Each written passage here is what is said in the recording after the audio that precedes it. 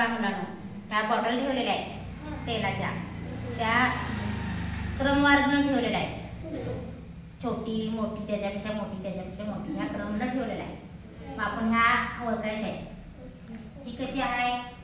लहान आहे. ह्या लहान बॉटलपेक्षा ही कशी आहे?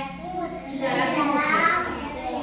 ह्या बॉटलपेक्षा ही कशी आहे? जराशी मोठी आहे. परत त्यापेक्षा ही कशी आहे? थोडी मोठी आहे. आणि ह्या बॉटलपेक्षा ही कशी आहे?